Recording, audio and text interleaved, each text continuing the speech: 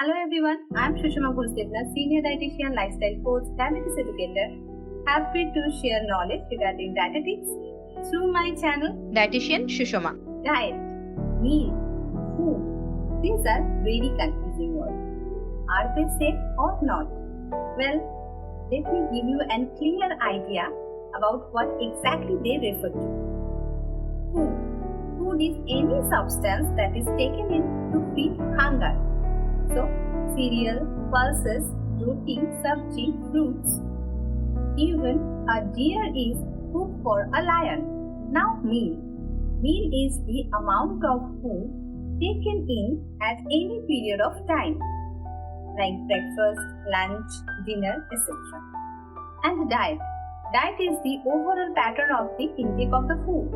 This may consist of many small meals, like ketogenic diet, which consists of fatty foods, or Mediterranean diet, which is a wide variety of vegetables and some fruits with a small quantity of meat. I believe now your idea is very clear. Well, I will keep updating your knowledge through my channel Dietitian Susama. Feel free to drop your queries in comment box. Stay connected, stay updated.